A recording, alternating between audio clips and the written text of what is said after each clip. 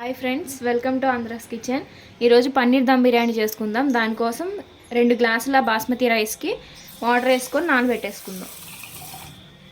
Paneer marinate చేసుకోవడం కోసం 4 పచ్చిమిర్చి, కొంచెం పుదీనా, కొంచెం కొత్తిమీర, ఒక పెద్ద సైజ్ టమాటా ముక్కలు వేసుకుందాం. దీంట్లోనే కొంచెం అల్లం వెల్లుల్లి పేస్ట్ కూడా వేసుకుందాం. దీన్ని ఇప్పుడు మెత్తగా గ్రైండ్ చేసుకుందాం.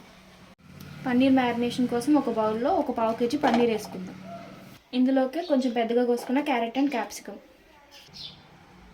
ఇందులోకి దాల్చిన చెక్క, లవంగాలు, స్టార్ అనాస, జాపత్రి, యాలకులు కూడా వేసుకుందాం. ఇందులోనే ఇప్పుడు కారం, ఉప్పు, పసుపు, గరం మసాలా కూడా వేసేసుకుందాం. ఇప్పుడు దీంట్లోకి కప్పు పెరుగు వేసేసుకుందాం. ఇందులోకి కొంచెం ఫ్రైడ్ ఆనియన్స్ కూడా వేసేసుకుందాం. ఇందులోకి ఇందాక మిక్సీ పట్టుకున్నదంతా వేసేసుకుందాం. ఇప్పుడు ఇవన్నీ బాగా కలిపేసుకుందాం. ఓకే, వేయించి పొడి చేసుకున్న కసూరి మేతి కూడా వేసేసుకుందాం. ఇప్పుడు బాగా కలిపేసుకున్నాం కదా, 10 నిమిషాలు మూత పెట్టి పక్కన పెట్టేసుకుందాం. ఇప్పుడు బిర్యానీ రైస్ కుక్ చేసుకోవడం కోసం ఒక బౌల్ పెట్టుకొని దీంట్లో 4 లోటా నీళ్ళు పోసుకుందాం. ఇప్పుడు ఇందులోకి బిర్యానీ ఆకు, స్టార్ అనాస, జాపత్రి, యాలకులు, లవంగాలు, దాల్చిన చెక్క, మరటి మొగ్గ వేసేసుకుందాం. ఇప్పుడు ఇందులోకి పొడుగ్గా కట్ చేసుకున్న పచ్చిమిర్చి ఒక 5-6 వేసేసుకుందాం. కొంచెం పుదీనా తరుగు, కొంచెం కొత్తిమీర తరుగు, ఇందులోకి కొంచెం సాల్ట్. ఇప్పుడు ఇందులోకి కొంచెం ఆయిల్ కూడా పోసేసుకుందాం. మూత పెట్టేసుకొని వాటర్ మరిగించేసుకుందాం. వాటర్ ఇలా మరుగుతున్నప్పుడు ఇందులోనే నానబెట్టుకున్న బాస్మతి రైస్ వేసేసుకుందాం.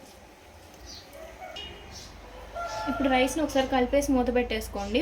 ఉప్పు సరిపోకపోతే చూసి యాడ్ చేసుకోండి. రైస్ ఒక 70% కుక్ అయ్యాక బెజ్జల గిన్నెలోకి ఉంచేసుకొని రైస్ వాటర్ సపరేట్ చేసుకుందాం. ఇప్పుడు స్టవ్ వెలిగించుకొని మందంగా ఉండే ఒక బాండి పెట్టుకొని ఒక 2 స్పూన్స్ నెయ్యి వేసుకుందాం. ఇప్పుడు ఇందులోకి మ్యారినేట్ చేసుకుని పెట్టుకుని పన్నీర్ని అడుగున వేసేసుకుందాం.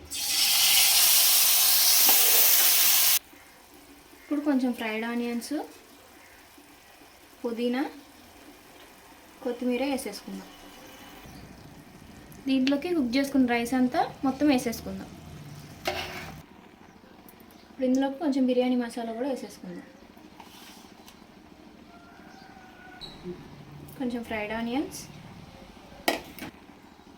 కొంచెం పుదీనా, కొంచెం కొత్తిమీర వేసేసుకుందాం. దీంట్లోనే కొంచెం ఫుడ్ కలర్ కూడా వేసేసుకుందాం వాటర్ కలిపేసి. ఇప్పుడు దీని మీద మూత పెట్టేసుకొని ఒక చపాతీ రాయి లాంటిది ఏదైనా బరువు వెయిట్ పెట్టేసుకుందాం. దీన్ని ఇప్పుడు ఒక 10 నిమిషాలు లో ఫ్లేమ్లో దమ్ పెట్టుకుందాం. బిర్యానీ రెడీ అయిపోయింది. దీన్ని ఇప్పుడు ఓపెన్ చేసుకొని చూసుకుందాం. 10 నిమిషాలు అయ్యాక గ్యాస్ ఆఫ్ చేసేసి 10 నిమిషాలు వదిలేసేయండి. అలాగే బిర్యానీ రెడీ అయిపోయింది. దీన్ని ఇప్పుడు ఒక ప్లేట్లోకి తీసి సర్వ్ చేసుకుందాం.